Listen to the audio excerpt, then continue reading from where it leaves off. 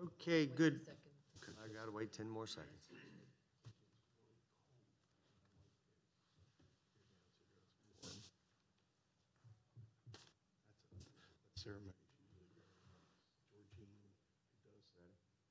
Good morning. Would we all please stand for the invocation provided by Commissioner Barr, and then we'll follow that with the Pledge of Allegiance. We bow in an attitude of prayer. Gracious Heavenly Father, thank you for this beautiful fall day. Thank you for the opportunity to serve others. Lord, we come with heavy hearts this morning, particularly saddened to learn of one of our fellow employees. Very tragic situation, family issue. Lord, we just pray for the Lang family, particularly for the children. We think of Kathleen and her service to the county, for the friendships and the professional working relationship that she had with so many in our permits and inspection department. Lord, we pray for the fellow, those that work with Kathleen at 80 West Baltimore Street. We lift them up and just rally around them and their support. Lord, is very sad and tough situation. Lord, again, we pray for the surviving children. May you watch over them, protect them, guard them, and comfort them. Thank you again for this day. Lead, guide, and direct us. We pray in thy name. Amen.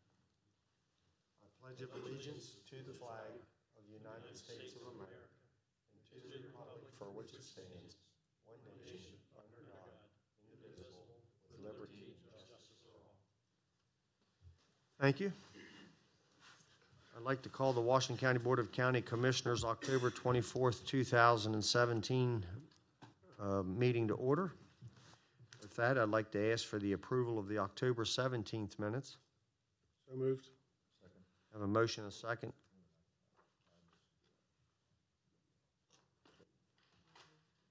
Okay. So he's going to pull the second. We need a second. Second. Okay, we have a motion and a second for the approval of the October 17th minutes. Any further discussion? All those in favor signify by saying aye. Aye. Opposed? 4-0, one abstention. Commissioners' reports and comments. Commissioner Myers? Commissioner Barr? No, I'll take a pass today. Commissioner Line? I'll yield till later tonight. Okay, and Commissioner Kiefer? I'll wait till later tonight as well, except for since we do have some members of the Board of Ed here, and I know they're getting ready to speak here soon. I saw in the newspaper where our students performed very well in the SAT compared to other peers in the state of Maryland, so congratulations on that, and good job to our students. And teachers? And teachers, absolutely. Okay, thank you, and I have nothing to report. Reports from county staff. We have any staff here today to care to report? Okay, any attorney? Mr. Slocum? Thank you, President. Kathleen Lang, the group down at 80 West is falling together rather than apart, and I'm extremely proud of them and extremely proud of Kathleen and the spirit that she was and will continue to be. Thank you. Thank you. Boards and commissions? Your last chance for staff comments. President Baker, I'll pick up on Commissioner Kiefer's comments regarding the school board. Guess it was last Wednesday. I had the pleasure of attending with Dr. Michael and other staff, representatives from the city, representatives from the business community, to the Board of Public Works, what is typically sometimes called the Begathon, but Governor Hogan very quickly and professionally pointed out that without a doubt there was the largest contingency from this community of cooperation, camaraderie, and both public, private, educational support for our downtown project and for the Washington County Board of Public School System. So again, it was very brief, very quick, but it made an impression on both the treasurer, the comptroller, and the governor. There was no mistake about it. He commented twice about the turnout traveling from Washington County to their meeting. So thanks to everyone that participated, and I still feel bad, Rob, that our counterpart from the city, Unfamiliar, had to drive herself to Annapolis, and maybe in the future we can just kind of reach out a little more aggressively and offer some transportation and coordination between who was going and that sort of thing. So not a negative, just we need to show the love across the board, I guess you would say. So thank you. Okay, thank you. Citizens participation. We have any citizens here today care to participate? Just unless you're participating together, just one of you come forward and have a seat and just tell us your name and address, please. Good morning. My name's Henry Allenberg. My address is 20425 Splendor View Terrace, Hagerstown, and I own an orchard and vineyard in Smithsburg next to the proposed annexation of the Cloverly Farm. I'm working pretty last minute here. I will try not to meander, and I understand. I attended Daniel Cross's presentation in Smithsburg. That was last week. That was my first introduction to this change, so I'm trying to get myself up to speed. I don't think the citizens of Smithsburg have participated enough in the growth annexation discussion. I think that 20 or more acres of commercial zoning in the town of Smithsburg is a huge change, as well as the proposed high-density housing. The location is east of Route 64 and north of 77, which has had very scattered single-family homes that blended into the landscape, but this is a very big fundamental change for a small town with single-family homes. I would also comment that although I think the proposed uses that Mr. Cross is going to present for the commercial development are good, and I like the man very much, but I also would like to say that I would be more comfortable with something that generated better jobs than elder care, daycare, whatever it is that will be developed on the commercial land if it is used as promised. So in conclusion, I would like to quote an old saying, act in haste, repent in leisure. These are some pretty big changes for Smithsburg, and I don't think express annexation is warranted, and I really apologize for that. It happens to all of us. Okay, that's all I have to say. All right, sir. Thank you. Very much. Thank you for having public comments. We appreciate it.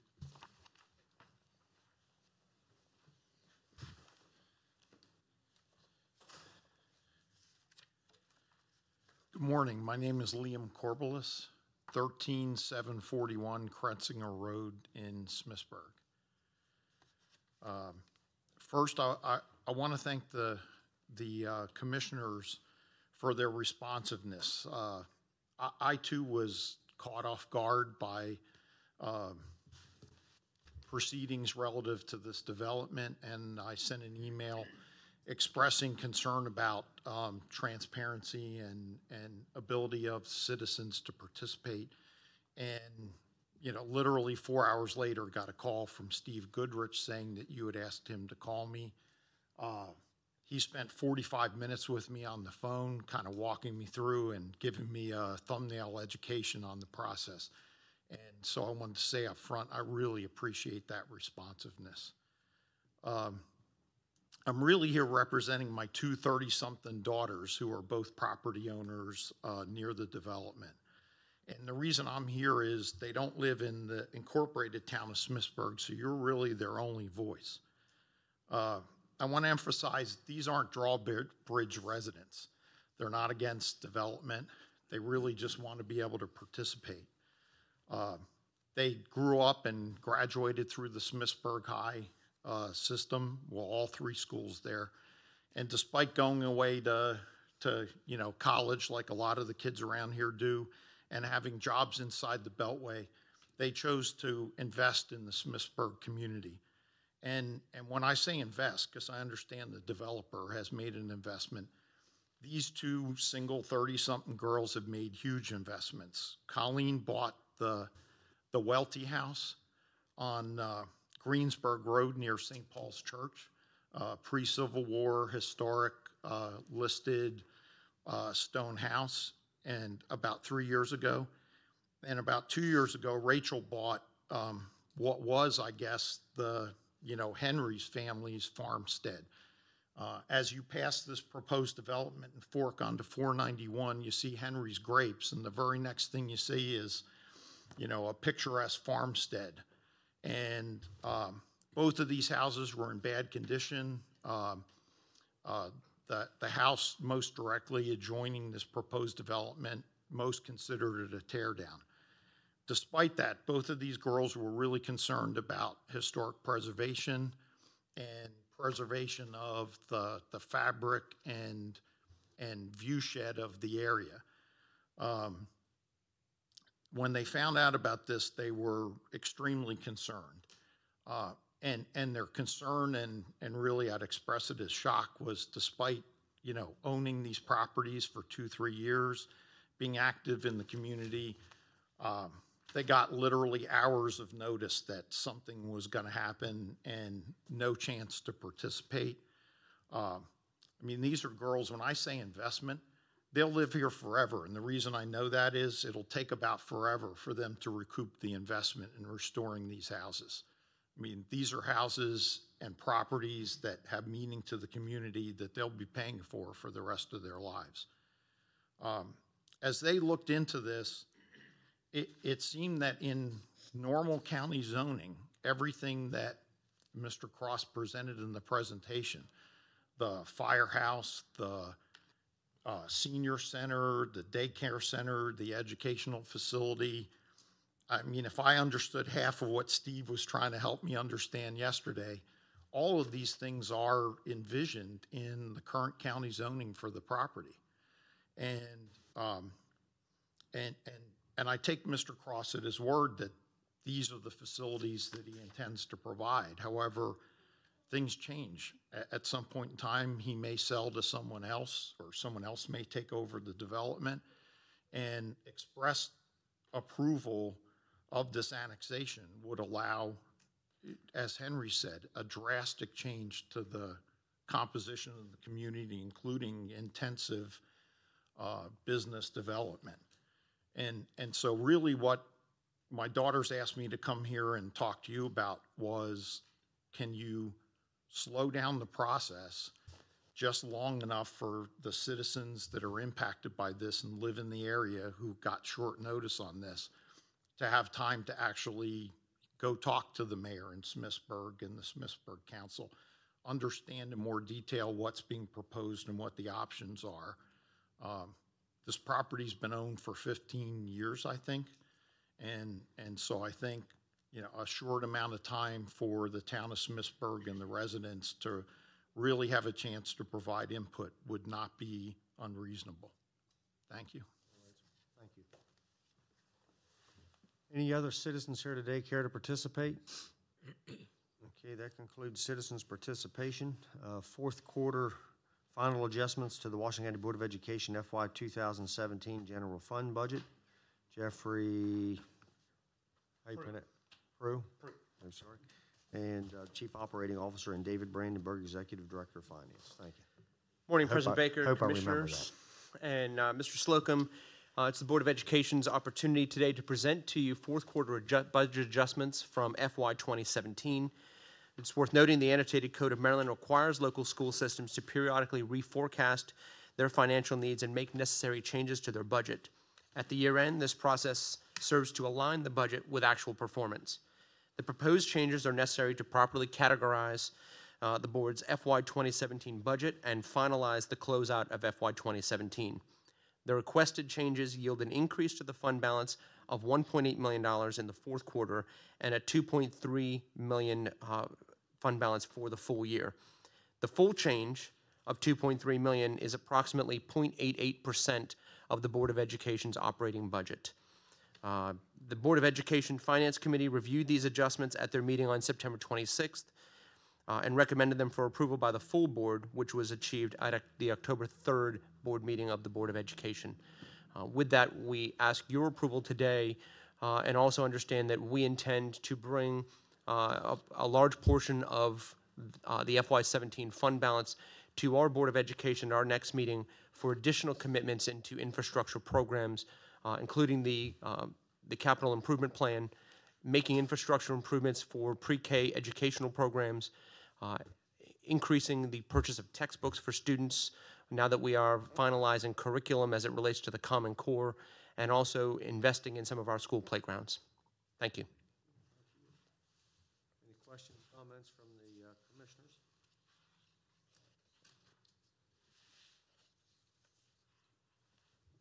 Okay, if none, need a motion to move forward as presented. Second. Okay, we have a motion and a second for the recommended motion. Any further discussion? All those in favor signify by saying aye. Aye. Opposed? 5-0. Congratulations. It's your first appearance, isn't it? My first appearance. Historic day. Thank you, gentlemen. Historic day. Someone needs to take a picture. He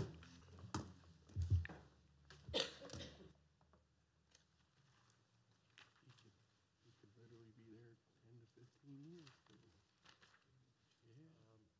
20. Let's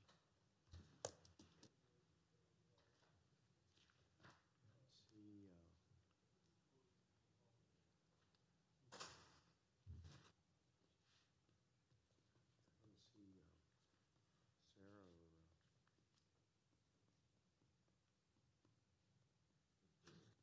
Let's see. Sarah. Are you doing that, Debbie? Well, that's not what we're doing. They should be on their way down. Sarah, well, let's move down to, Kirk, you okay if moving to the potential legislative items? Okay, let's go to the 1020 agenda item, potential legislative items, Mr. Dillon. Thank you. Commissioners, as you know, it's a time of the year when we look to identify issues that we might want to have addressed in the 2018 session of the General Assembly. We have reached out to staff and identified two items as requiring potential legislative action. The first of those is bond borrowing authorization. If you recall, every several years, and the last time we did this was 2013, the commissioners asked the General Assembly for authorization to issue bonds, and these bonds are used to fund CIP projects. Infrastructure capital. I'm sorry? Infrastructure capital. Infrastructure capital. This is a bill that establishes, or would be a bill that establishes authority. We ask for a certain amount of bond borrowing authority, excuse me, and then each year, as the commissioners do their budget, they allocate a certain amount of that for annual bond allocations.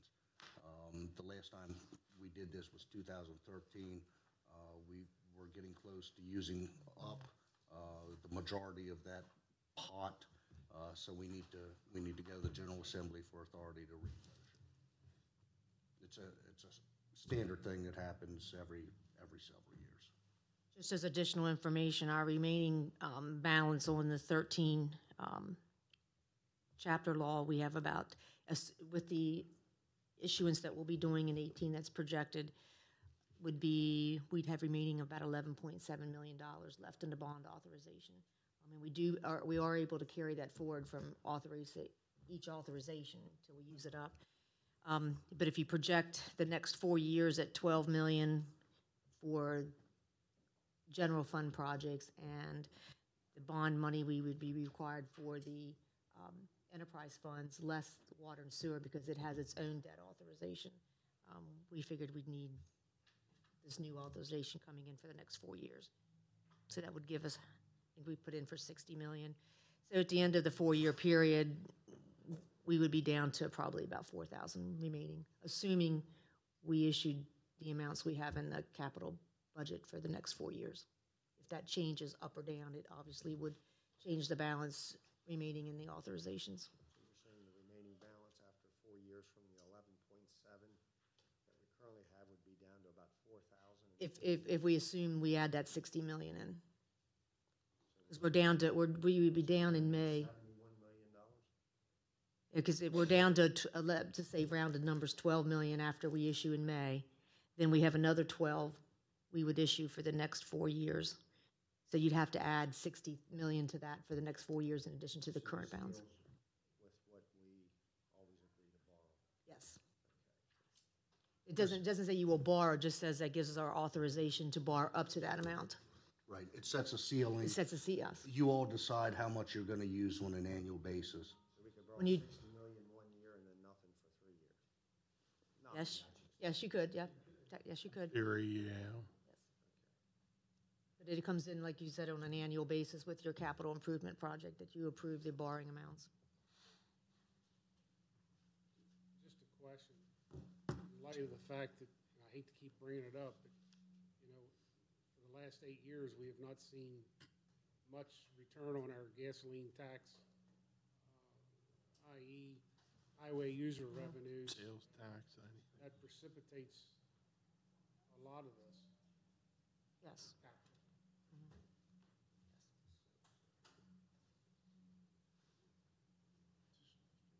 Just thinking ahead, you know. Yeah, our highway user revenue, I think we only get close to $1 million compared to what we were getting around 9 million. 10, almost 10. So, you know, $9 million a year for the last 8 years. I kind of woke up in the middle of the night the other night. You know, that's $72 million that our community has been shortchanged over the last 8.5 years, and we continually go to Annapolis and beg for restoration of that. So, I guess I'm just saying that here we are again, and we wonder why It should be one of our initiatives again, correct? I mean, it does affect our capital projects, as Rob can attest to, with our road capital overlay program. It's probably only half of what it should be. So we have Yes. limited funding.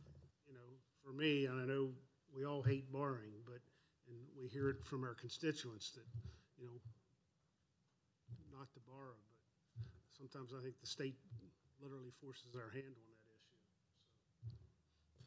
I think as far as borrowing, you have to, as commissioners, balance is called intergenerational equity. You don't want to, it'd be difficult to pay for cash for every project you have and not borrow and have just the current taxpayers pay for that cost versus if you have a 30-year project, having all the taxpayers that benefit from that project pay it over the time, which is a premise behind the borrowing of the debt a little bit. And to be able to pay cash for all the projects unless you cut it, would be a huge increase in some type of a revenue source to accommodate for all pay-go funding. I apologize. My good friend over here, we were just chatting about it. He says, do you really wake up at 2 o'clock in the morning thinking about highway user revenues? But We all need to call you tomorrow and if you're awake. But amongst other things, yes, I do. I mean, Arms, guys. especially when you travel the state for a year and all 24 jurisdictions are complaining about the same issue. Yeah, you do wake up 2 o'clock in the morning. I'll guarantee you that's the truth. So, and I apologize, Thing I want to bring up too. Mr. Murray, I wasn't, we weren't, making fun of your comments. It was just, it's, That's okay, I'm used. it is what it is, you know? So, One other thing, year after year, starting in the grass growing season, we continue to be besieged with people who allow their weeds, grass, and the repeat offenders. I'm sure that we, as commissioners, get the same calls from the same constituents every year. It seems almost as done by design to wait for the commissioners to send someone out, measure the weeds, put it out for bid. Is there anything that we could submit to the delegation to give us authority that repeat offenders, year after year, season after season, with trash, grass, tall weeds, something can be done? Does that give you the local autonomy to do that? Is there anything that we can do with the delegation to do that? Or,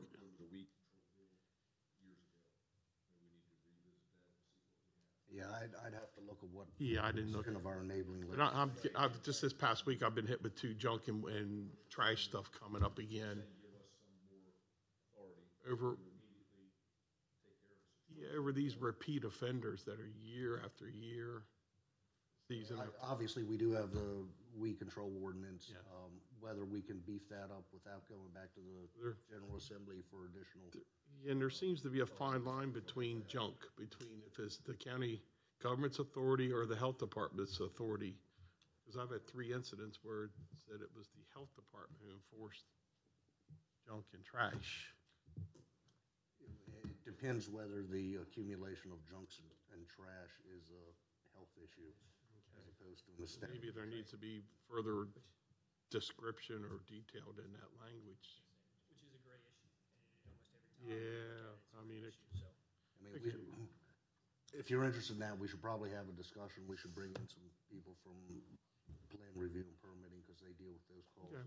on a regular basis. What's the city have? City has that problem.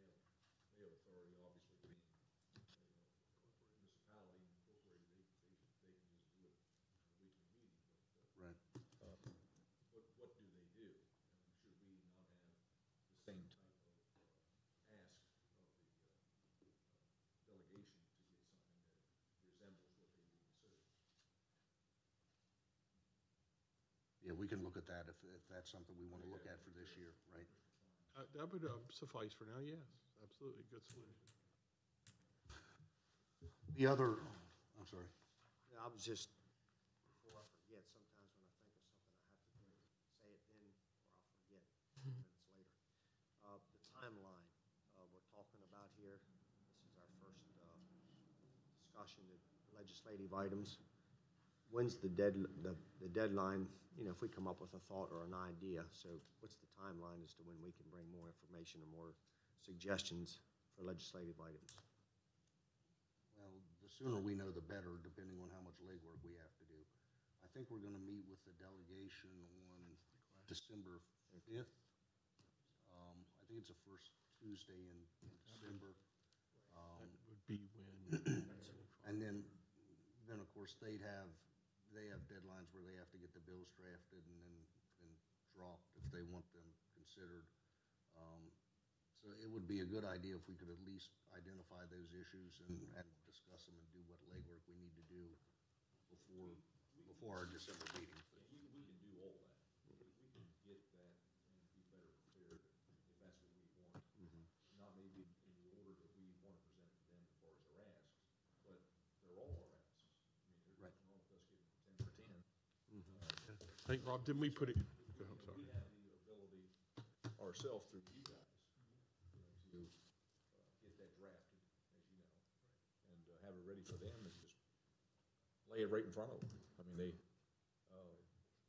And that Well, was the hope. I mean, that was the hope. That's why we brought it to you today, so we could have this discussion and we can proceed down that path with the hope that we can be ready to go when we meet with them in December.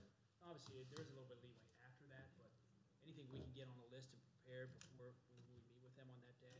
So that's why we brought it in today, to start this discussion and make a list, because the 2 things you see listed is all that we have so far.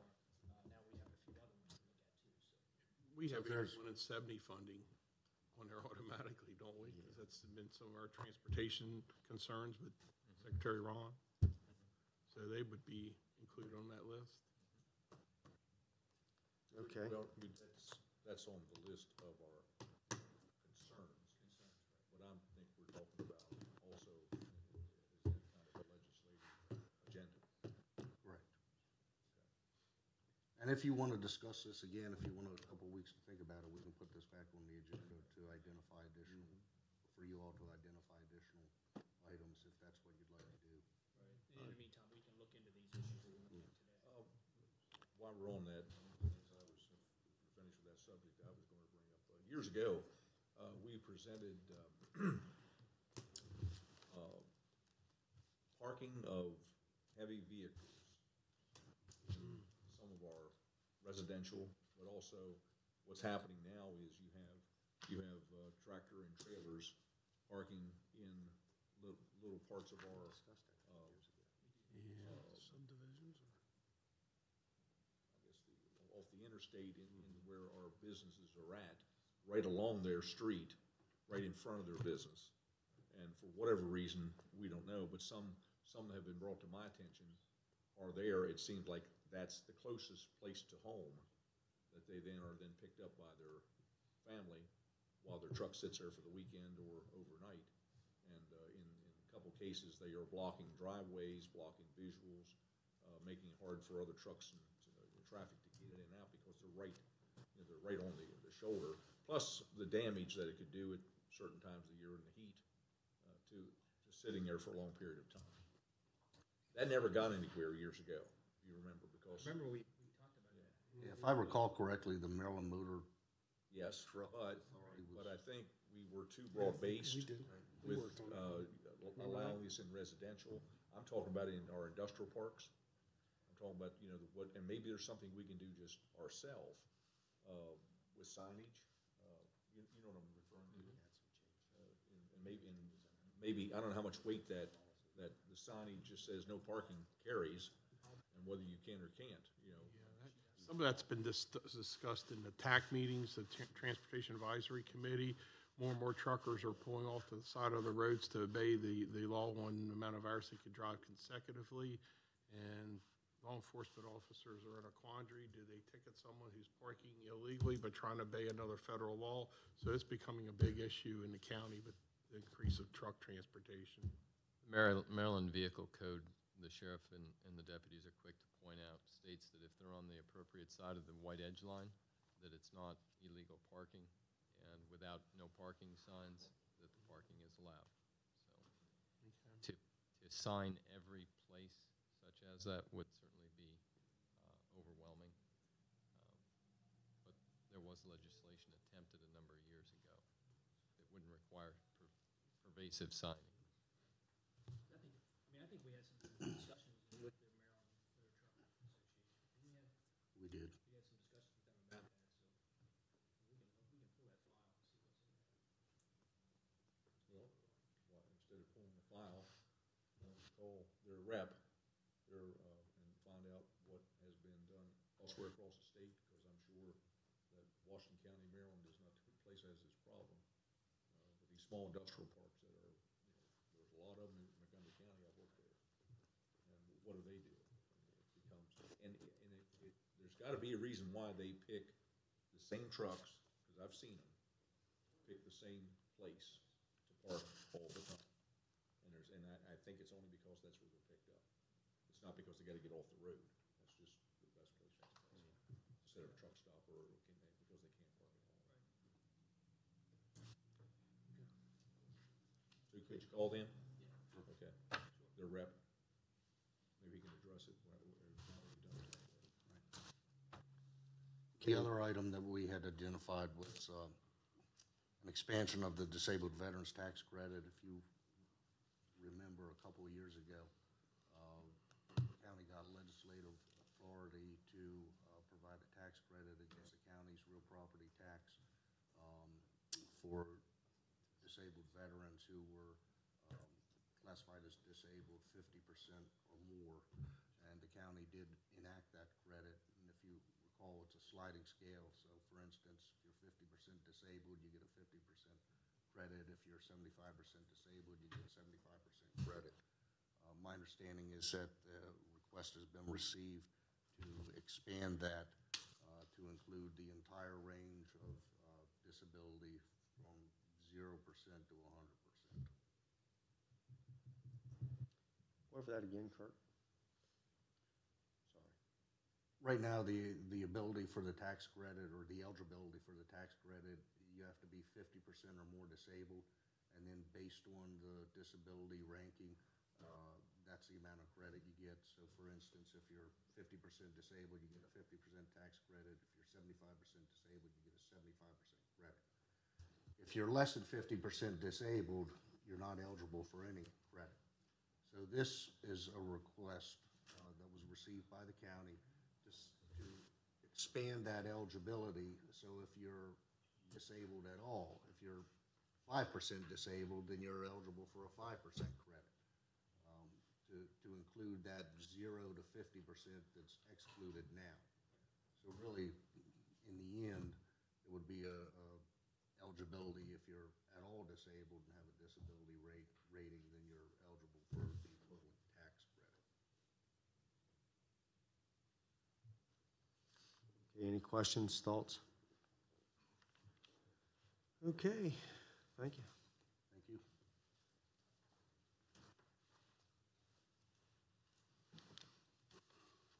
Contract award PUR 1363, Bond Counsel Services. Mr. Curry, Ms. Greaves, how are you all today? I'm fine, thank you. Curry, Purchasing Director. Something before you is PUR 1363, Contract Award for Bond Counsel Services. Recommended motion is to award the contract for Bond Counsel Services to the responsible firm of Funk and Bolton, PA, Attorneys at Law of Baltimore, Maryland, for a total sum value of $107,100, plus out-of-pocket expenses related to the bond issues and for all other related work.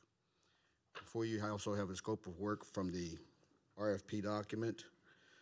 The RFP was advertised in the local media on the various websites as listed in the RF. There's a number of downloads by people who were interested in bidding on the RFP. There was a coordinating committee that the county administrator was a chairperson, deputy director of budget and finance, senior accountant, county attorney, director of purchasing evaluated the firms that submitted the proposals. There were 3 proposals that were received. They passed the qualification and experience technical proportion of the proposal, and the committee deemed them to be responsive to that, and we opened up their prices. They looked at their fee schedules. This is a 1-year contract to commence on November the 1st, 2017, ending October 31st, 2018, with an option for 4 consecutive 1-year renewals, and the annual lump sum as proposed for fees for a successful firm. As far as the fiscal impact, there's funding in the bond issue account as listed in the ARF, and concurrences as the coordinating committee. And also in attachment, there's a fee schedule and the scope of work with the RFP that shows all of the pricing from the various firms.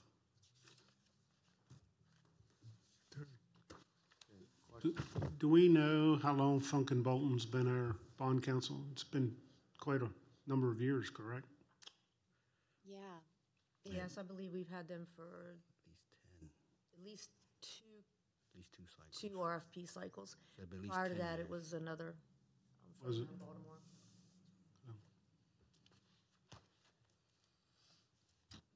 It was just a question.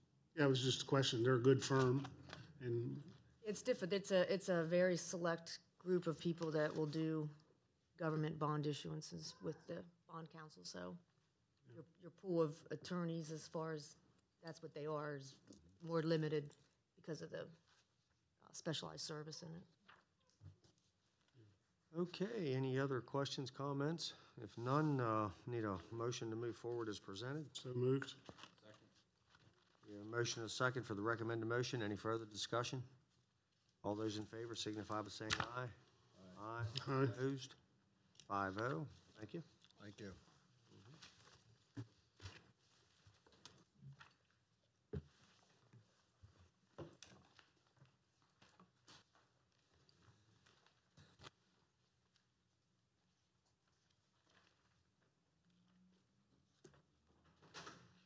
Go to the citizen comment, review, and express approval, Smithsburg annexation of Cloverly Hill LLC. Mr. Goodrich? We're 6 minutes early. Are you okay with that? 6 minutes early, that's fine. Okay. Do I get all 6 minutes of that? Why don't you take the extra Same amount of 6 time minutes? for you. I didn't know if you wanted to wait until 10:25 or not. Since you have 6 minutes, Steve, I don't know if you heard the commentary by the gentleman earlier that the time spent,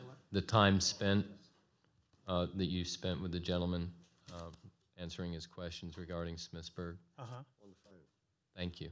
Oh, sure. Thank you for thanking me. Good morning, everyone. I want to start with a memory refresher on this subject. During your September 26th meeting, I presented to you information to help you decide whether to grant or not grant express approval to the town of Smithsburg's proposal to annex about 65 acres of property located at the Maryland 64 and Maryland 77 intersection. The property is commonly referred to as Cloverly Hill. Express approval was needed because we determined that development under the town's zoning category that it would assign to the property if the annexation went through could result in development that could be substantially different from what could occur under the county zoning. That's the condition that leads to the need for an express approval. Without that express approval, the annexation could still take place. However, the development that would occur on that property within 5 years from the annexation would have to comply with the county zoning regulations rather than the town's. At that time, after that presentation, you expressed an interest in knowing what the town of Smithsburg's opinion was about the annexation, and you also were interested in what the citizen feelings and citizen comments might be about that proposed annexation. During your October 10 meeting, 2 weeks after the initial contact, you had a meeting scheduled in Smithsburg in the evening. So we of course, had that meeting. And during that meeting, the citizen participation portion was devoted exclusively to citizens who wanted to ask questions and give you comments about the proposed annexation. After that meeting, I was directed to prepare a summary of the questions and concerns and responses to those questions and concerns, and that document is in your agenda material for today. You received that with your agenda, as well as a lot of other supporting information. That document is about 5 pages long, I believe. It represents the questions or concerns exactly as they were stated at the meeting, and the additional information that I provided on each one of those is designed to be as objective as possible to address the item in particular as best as I could. It wasn't my intention to sway your decision one way or the other. I just wanted to provide you with factual information about each one of those questions. I did not plan to go through that entire 5-page list this morning. They're pretty straightforward. They're listed as they occurred during the meeting. And the answers are kind of self-explanatory. But I will, if you have specific questions about an item or the whole thing in general, we can focus a discussion on any one of those. And if I can't answer those questions, Mr. Cross, the developer, and his attorney, Jason Divelbus, are here this morning, and they could possibly answer your questions. So you expressed a desire for that information to meet with the town and to meet with citizens after your September 26th presentation, and we've given you what we believe is information to help you answer those questions.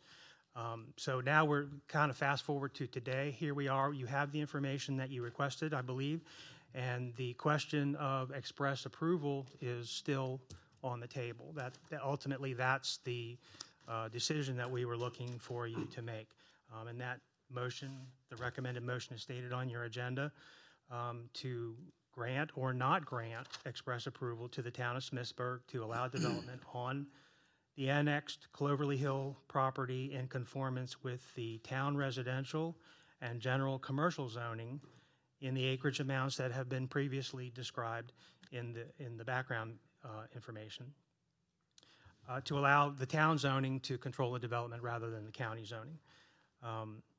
I would also remind you that also in your agenda material, you have all of the information that I provided you on September 26th, the citation of the Maryland Code where this process is defined, where you're offered the opportunity to grant the express approval, as well as the numerical comparisons of development under county zoning and under town zoning. There were 2 or 3 pages with several charts in there comparing the acreage and the different types of zoning and the different types of uses that could be allowed on there.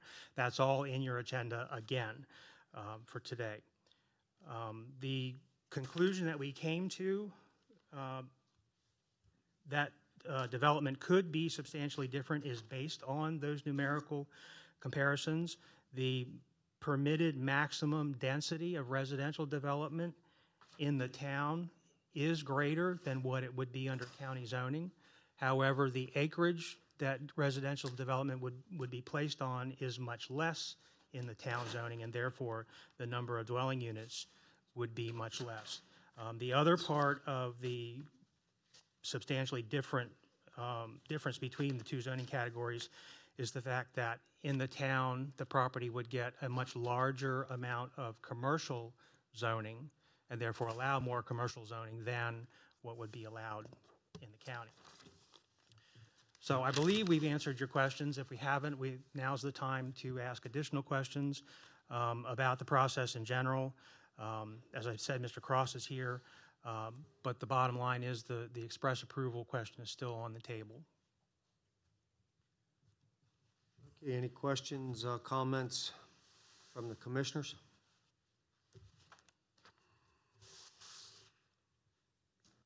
I just don't think Smithburg has done enough to give me comfort in moving forward with anything as far as with express approval right now. I think that all the emails and messages that we're getting just gives me pause to, I guess, more of a plan and a plan that they're going to accept. Us giving them express approval, that just lets them do with what they want. Am I correct? Could you say that again? I only heard By giving them express approval, that allows them just to do what they want. allows the town to do what Yes. they want. It allows the town to assign the zoning. Yes. And of course, the zoning will has development guidelines that will have to be followed, but And yes. that means that it could all be townhouses. That means it could all be, no? Okay, maybe we need to hear from, Townhouses are a special exception in the residential zone that the town could apply, so, and they're also a special exception in the county zoning. And it would take Board of Appeals approval to be able to do townhouses, but that could happen, certainly. But it's all on town government. But we can do what I'm saying, correct? Pardon me? We can do what I'm saying. They need to come back with a more definitive plan of what they're going to do before we move forward. Well, why shouldn't we wait till the town of Smithsburg has their vote and then we follow? Yes, that's what I'm in agreement with. Because That's your choice. right now, I got a call just before about 9 o'clock that says that they're not there, that the town is not there, that it's pretty split. And so if they're up in the air, we're giving approval to something that may not have a vote for it anyhow. That's what I'm saying. So I believe that before we act, my vote is to let them. Delay. You don't want it brought back in until after the town of Smith. That's correct. Elected official vote. I would agree with that too. Because am I correct, Jason, by saying that you would have work to do with them? Sure, just And if they then had a plan that gave clear direction, then we could come back in here on the next week, so to speak, and give you our approval at that time. With regard to the zoning that has been requested as part of the petition, I think it's fine to request that the town act first with regard to the petition and that zoning. But I want to be clear that there's no expectation that more would be done, quote unquote, with regard to the specifics of the development plan. because the development plan with regard to the subject property is for another day after the property is either annexed or not annexed. We do not expect that the town will ask for the full-blown development of that development plan to a further level of detail prior to acting on the annexation. So with regard to the zoning, yes, they will act first. With regard to the further elaborate detail of the specific development plan, that step probably is not forthcoming prior to them acting on the annexation. So if what you want to see is more detail with regard to the development plan, that, Well, that's my wish, not, Yeah. I guess that's what I do, okay? sure. I guess that it would be a question. I think, I don't want to fault what I'm saying here as far as I want Smithburg, the municipality, to say, this is what we want. And we now have taken a vote, and this is the vote of which direction we're heading. Then bring it back in. Mr. Myers, may I? I'm Yes, sir. Daniel Carroll Cross. I am the owner of Cloverly Hill, the owner of the property, and the subject of the annexation petition. Respectfully, sir, I've worked with the Smithsburg Planning Commission for a number of years. The Planning Commission has seen my entire development plan. They've agreed with my assertion that just doing housing does not adequately contribute to the economic base in eastern Washington County and the town of Smithsburg. There are 39 acres of commercial ground in the town of Smithsburg today. 31 of them is the water treatment plant. No cash register is ever going to ring on that ground and add to the economic base. 8 of the acres are a stormwater management facility for a development that's never come out of the ground. Those 8 acres are never going to add to economic base. Hadley Farms Bakery is going away. Smithsburg loses that economic engine. So their planning commission agreed with my assertion that we should do institutional use, general commercial, up on the corner of 491 and 64.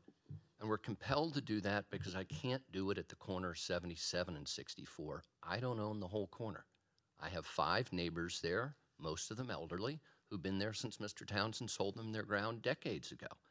So we can't add cash registers where you, the county, have BL zoning on that corner. So the town agreed at the planning commission level, let's go with general commercial up at 491 and 64.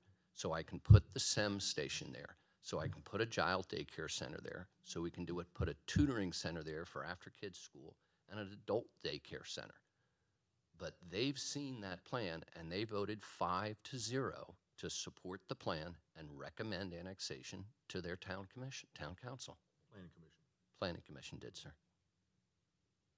So what's to say that the town council doesn't accept or does accept their recommendation and votes the same way to come back to us to ask for approval?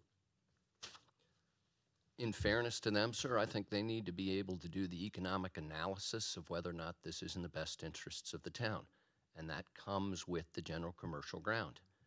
If you don't grant express approval, and I'm compelled to do housing alone, they don't get that boost of jobs. They don't get the added tax benefit of general commercial ground. They get residential. And they get it at a lower density than they'd have it if I was under their zoning. So they may well choose to say, you know, under that scenario, maybe we don't want it. I'm in a chicken and the egg situation. I need one of the sovereigns to take their role. You're the higher sovereign. Your decision has a direct impact on whether or not it's in their benefit or not. Well, I'm standing firm on what I want done, and I have nothing against what you're doing, okay? Thank you, sir. At all. I thought it was something a little different. I guess the other question I was going to ask is, you know, when you get around to various places throughout Virginia and wherever now, they're making these little community areas that have, you know, you can actually come from your home and you live there, you play there, you shop there, you go to the movies there. Everything is in a small little town center. And I thought this was kind of like that type of. Sir, that's certainly my vision, but Adam Smith is going to judge most of that. I've taken this concept plan to major retailers, to major economic engines, and respectfully, the traffic counts on 64 and 77 and the population of Smithsburg doesn't support that retail town center. As I said on my Friday night information session in Smithsburg, we had about 60, 65 people in the audience. What are you going to put in that's Amazon proof?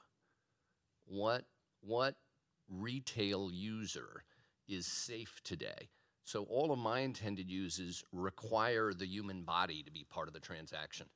And that's why I refer to it as more institutional than commercial. But it is still a jobs engine. We'll put back, we think, about 120 of the jobs that would be lost when Hadley Bakery leaves. Well, but there again, don't confuse what I'm doing here. I'm okay with what you're doing. I agree with the planning commission. Okay. But I want to hear it from Smithburg first. That's it. The direction the county seeks is what is the town council's desire with I regard do to not want to do something that then makes it look like we're forcing their hand. They are a municipality. They've got to make this decision. Understood. Okay, any other questions, comments, commissioners? Okay, thank you.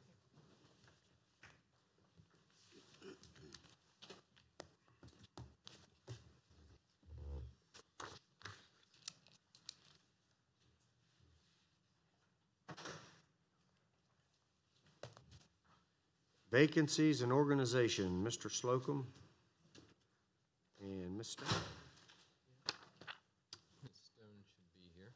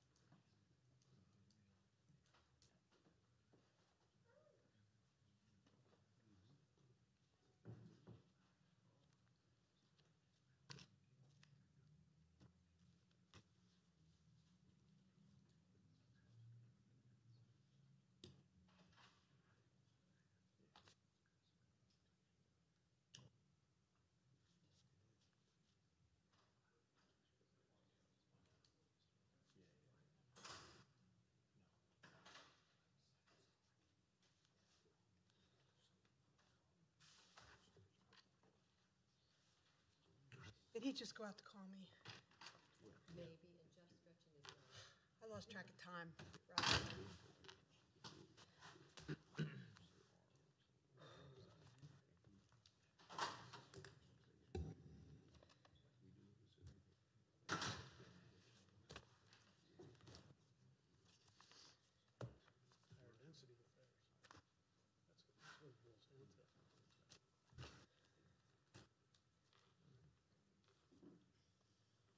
Right.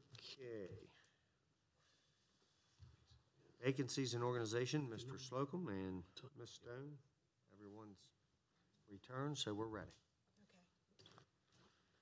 What we're bringing before you is, our recommended motion is to approve the reclassification and advertisement of various vacant positions and to move to eliminate a budgeted position as explained below. Recently, one deputy director from the permits department was eliminated. The surrounding staff were promoted to address their additional responsibility. We had a cost savings with that. We had a strategy for completion of successful succession of the responsibility, and this report will share some similar work in progress in other divisions that make specific recommendations upon 5 positions. The theme of the recommendations is to empower the people to fill the county's needs and their capabilities at the highest level possible. So we've had many discussions. We've tried to look at where we're at, what does the community need, what does the county need to be able to serve the citizens, and so that's what this is all about. We have 6 vacant positions that are addressed, then they are across multiple departments. Staff has contemplated the best use of each position, and we'll give you a brief summary of that. And first in the agenda is a brief summary on the status of 2 departments. These will be presented separately and further detailed by the appropriate directors later in October. So the Director of Information Systems will be bringing before the board recommendations for vacant positions and customer service enhancements in their department, and I will be bringing before the board a proposal regarding recent legal recommendations and a reorg of my department to address those. That will be coming later. That is not what we're talking about today. The discussion below that we're talking about today is to make recommendations upon the remaining positions in greater detail. So we have a vacant project liaison position, which is a grade 14, that has been eliminated. We are making that a new position called a business leader at grade 15. The budgeted workforce development and partnership manager, which was budgeted at a grade 17, was never filled and will be eliminated with this recommendation. The vacant director of engineering and construction management, which was a grade 20, we would like to propose a new position as the chief operations officer as a grade 19. The vacant assistant county administrator, which was a grade 19, we want a new position as director of public relations and marketing at a grade 18. The vacant public relations coordinator position, which was a grade 15, will be advertised as is. Okay.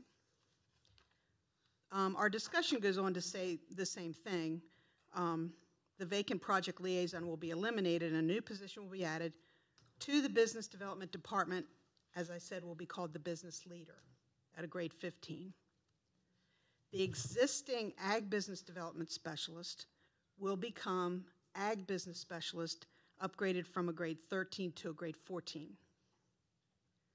The business development specialist will become a business specialist. Again, these are along with grades, but they're also a title change. Will be upgraded from a 13 to a 14. The existing business support and retention specialist will be renamed business and event coordinator and upgraded from an 11 to a 12. The administrative assistant will be upgraded to office manager, and that will go from a grade 9 to a 10. The office manager, in this instance, will be responsible for the front desk of both the business development and public relations and marketing departments. So there will be somebody there to take care of the office for both of those departments. The director will develop a plan to proactively serve and recruit business, obviously. Did I skip something? I probably did. Okay, the business development, I missed something. The business development director will report directly to the county administrator and be upgraded from a grade 17 to a grade 18. The business development office with other county offices will be available in person and via telephone during all business hours. That's one of the things that we think is very important for the county, is that that office is available to the community. The director will develop a plan to proactively serve and recruit business. A workforce development and partnership manager that had been budgeted, as I said, is to be eliminated. Okay. The vacant director of engineering and construction management at a grade 20 will be changed to a chief operating officer at grade 19. This position will serve and report directly to the county administrator, and in the absence of the administrator, the board. The position will handle special projects as assigned, facilitate and coordinate with senior staff to execute county business in a timely and effective manner. And the position will serve various assignments independently with critical thinking, priority, and problem-solving skills.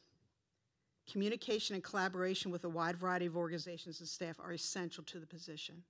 So this will be a position that the county administrator can use at his discretion with what's best for what you all would like to see done. This is the Chief Operations Officer. So remember, we used to have a assistant county administrator. We're not going to have that anymore. What we're going to have is a Chief Operations Officer. The vacant county assistant administrator, which I just said, is going to be eliminated, and it will become the Director of Public Relations and Marketing at a grade 18 and advertised as that. This position will report directly to the county administrator, will be part of the senior staff, and the recently vacated Public Relations and County and Community Affairs Management position will be advertised. So that was, we do have a Public Relations and Community Affairs Manager, and we're going to advertise to fill that. With staff and the assistance of the office manager above, the Public Relations Officer will also be available to customers during business hours. The Director will expand communication with the board, staff, and media, and the Director will capitalize upon the successful branding to date that we've done to date, and will develop and execute the next generation of county marketing via conventional media, social media, the web, and live events. We feel it's very important for us to be involved in all of these areas. So with no additional cost and no additional positions, the proposal will reinvigorate the county's investment in business development and public relations for future success. Now, you should have a vacancies and organization fiscal impact spreadsheet that puts what I just talked about in numbers.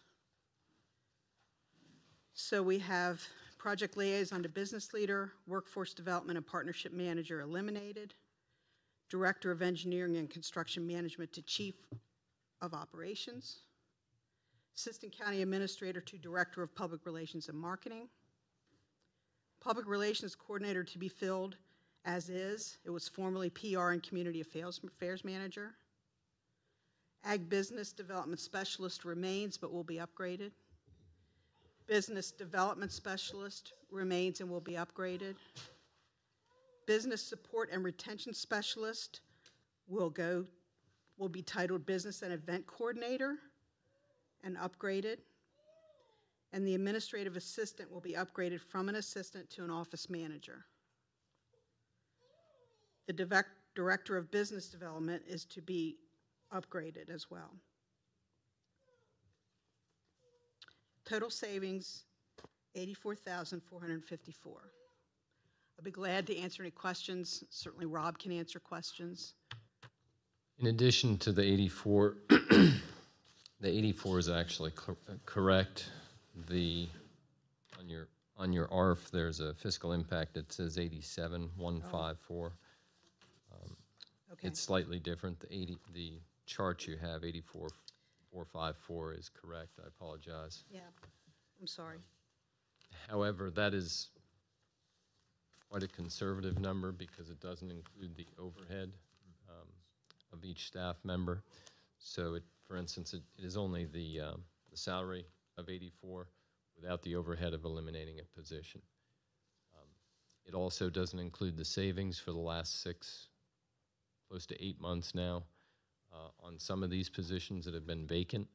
So at a salary of $100,000 with 35% overhead, that's over $50,000, approaching close to $100,000 in savings for having a vacant position. The Chief Operations Officer is something that the Board of Education has used with success. It's also fairly common in business to have such an officer. During times when the county administrator, whomever it is, isn't available, the county commissioners and county business needs to continue moving forward, this position would serve you in those events. So when you say overhead, you're not referring to benefits. I am. Yes. Yeah, over all expenses associated with the employee, with the exception of the salary, yes.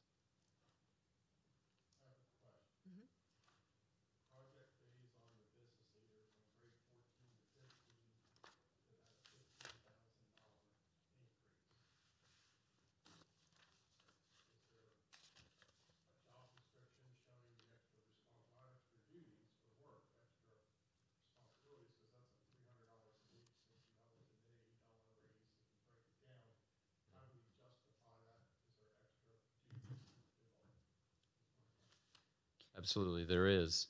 Well, first keep in mind with an assistant county administrator until you approve any change with the assistant county administrator organizational structure, there is a position that reports to the administrator, yet also has reported to it the director of business development.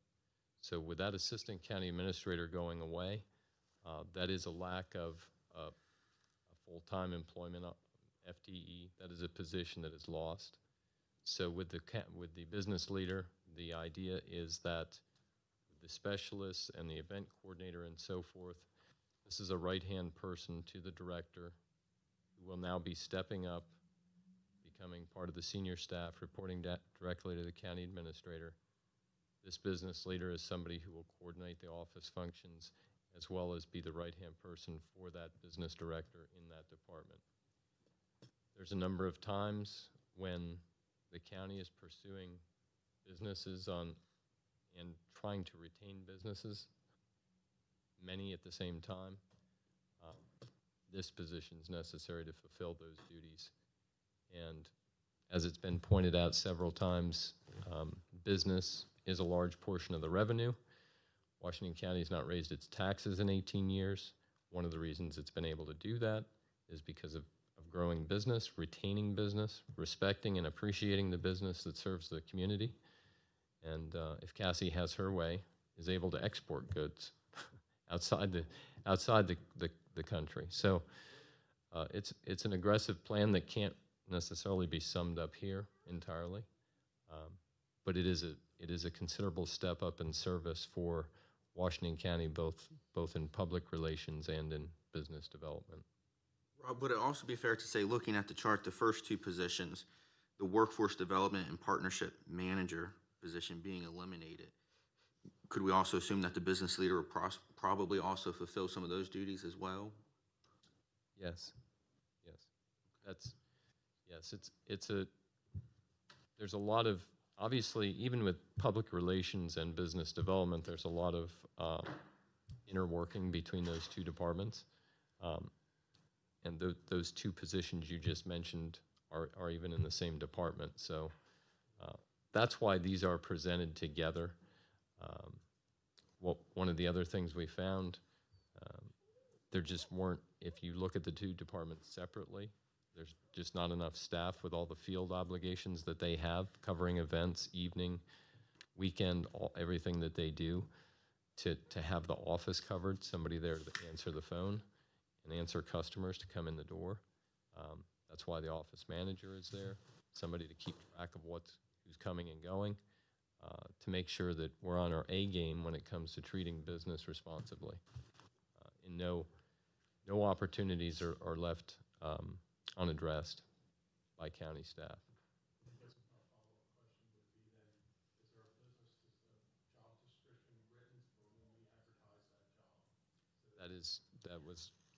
We are, Cassie and I, she and I are working on those job descriptions. They will definitely be. Yes. I guess my next question is, you're asking us to approve a position and you don't have the job description in front of us, not to be. Well, actually, I'm sorry, we do have a job description for that one, and I. Available for us to see, or? Yeah, I do have that. I didn't bring it along. Well, I want to jump on that. That to me, we had a project liaison that that position, without looking at personalities, was very important to the business community. It gave us someone for a go-to that could answer questions, look at where permits were, why things may be tying into things outside of our control, like health department, the state of Maryland, access permits and things like that, and get our customers who think that we're the bad guys that have all the reasons why a permit's being held up. And that position is going, that person's going to absorb that, correct? That person will absorb that, Yeah, yes. so that's what I guess I agree with Jeff, is that we need to know what that person's gonna do, and I guess I need to know, to make sure that he's not throttled back, he's not someone who's under someone's control, that's gonna give him a pretty free hand, to be able to work. If we get that call, that we can call him immediately and send him on that type of a Or her, Or her. project. he or she. And yes, that will be, we do have the position, we do have the position He or she. description here in the office, we can get that, For yes. the, 2010, that was one of the things I talked about at the campaign, is we needed something like a patient's advocate, or someone down there advocating like the project liaison for our business community. I think it did work well, but I'm just saying $15,000 increase, I'd have liked to seen a job description in front of me included. I'm not objecting to the position. Can we get that job description? It's here in this Yes. building. Can we get it available to the commissioners? Sure can. Thank you. Okay, So- so, any other Do questions, you want me to go, do comments? you want me to get that now? Okay, take your time. Pardon me? You mentioned there's a salary study that's in, correct? Is that correct? Right, we're working in the middle of it. We're getting some results now that we're looking at. We wouldn't do the salary study review first before we start approaching other departments. Now, before you answer, I see the value in what you're demonstrating here today, so I don't want to see my question be in total opposition. But one of the things we had back during our budget process was are we compensating all of our employees? And what I'm getting at, are we taking into effect the police officer who's every day putting his life in jeopardy? Are we talking about the guy who's cleaning the common odor at a pump station? Are we talking about the highway guy who's out there cutting trees down in the storms? When will we take all those departments in effect, and why wouldn't we do the salary study commission review first before we start? And no offense to my I understand. employees up there, you all do a great job, no matter all of you. But why wouldn't we first do the salary study commission and then start addressing it overall, with this being the first priority, if that's so easy? Because these are vacant positions. But we're also just. These are vacant positions, and I haven't had this, with all due respect, sir, I haven't had the support of a position. I have multiple vacant positions, to answer your question. We've had this salary study in for weeks. When did the salary study come in? No, we haven't had it. When did it come in is my question. It's still coming in. It's coming in parts. Yes. Okay, so when did the first part come in? But Rob, I do see value in what you're doing, so I'm not in total opposition. It's just questions I'm asked, why wouldn't we do the salary study in bits and pieces as it comes in? But I understand you are shorthanded, so I'll go Well, support. if I can't respond to you immediately, I apologize. I'm doing the best I can with this. So if there isn't staff in place to answer a business call or to answer one of your calls, I do apologize. Until we get these positions filled with a cost savings, I do apologize. But there may be some latency without these positions filled. So I and staff are doing the best we can do. If we could, Cassie or somebody, get the business leader position descriptions for all these positions, which we should certainly have for the commissioners. They will be provided to you as soon as possible this morning. Yes. As soon as I leave here, Can I suggest something? unless Cassie, is Cassie here? Could you send at least that one to the commissioners? I'd like to be able to, since we're meeting this evening, I want to ask maybe some other questions that might come up outside of the meeting itself. Maybe and focus on this a little bit today in my time, and then we could bring this for a vote this evening. Would that be acceptable? Okay. So we'll be provided with And all you, of the and job that way descriptions. allow Yes. us to get that report, okay? I Absolutely. apologize that they're not here today for you. Well, that's fine, yeah, all right. But I just want to say in support of Rob that we need to get this done for the help. We got to get that done. Okay, any other questions, comments?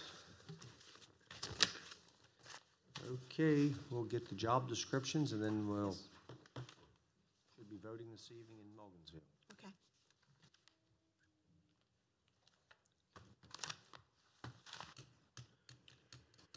Parks and Facilities Director, Mr. Slocum. Hi, Jim. Jim Sterling and I are coming before you. I'm sorry. Yeah, well. Okay. I've had his name on my agenda sheet, so sorry. And I have Ms. Stone also. Go ahead. Okay. We're ready. We're coming before you as a motion to approve the establishment of a Deputy Director of Public Works, Parks, and Facilities, as recommended below. When the current Director of Public Works, Jim, was promoted from the position of Parks and Facilities Director to Public Works Director, which happened on February 14th, 2015, his position was left vacant and was not approved to fill at the time. The budget was adjusted such that the position no longer existed. The proposal here is to properly establish the leadership role in Parks and Facilities as the Deputy Director of Public Works, Parks, and Facilities. The proposal is consistent with the naming convention adopted many years ago for department and director positions through the county. If approved, the current Deputy Director of Parks and Facility, under a legacy naming convention, will assume the position. So we're not asking for a new position. We're asking to take care of what didn't happen in 2015. So the essential workload and leadership required of the current Deputy Director position has only increased since 2015, and the current Deputy Director is a grade 15. The position of Deputy Director, it was never addressed then, as I said, despite the additional role and responsibilities. The other positions reporting to the Director of Public Works range from a grade 16 to a grade 18. Now remember, this is a 15 currently. Upon review, the staff has recommended that the proposed Deputy Director of Public Works, Parks, and Facilities position is a grade 17. To his credit, the current Deputy Director has handled the same or more workload than the former Director of the department, with no adjustment or change in position. So staff strongly recommends that this position be granted the proposed adjustment and position for the work he's performed and will continue to perform for the county. So the proposal that will result is an increase to the Parks and Facilities Department of $6,640, which is the difference between the current salary of $74,740 and $81,370, which is a grade 17, step 7, as per policy. Glad to answer. Who was the former director? I believe he's still here. He's still here. Do you remember your grade? Yes, I was grade 18.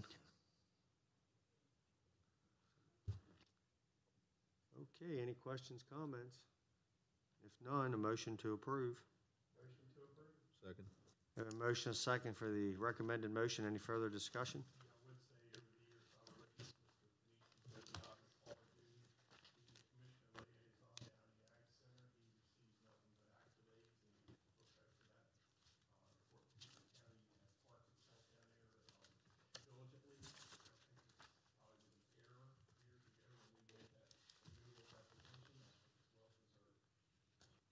Okay, any other comments? Okay, all in favor signify by saying aye. Aye. Aye. Opposed? 5-0. Thank you.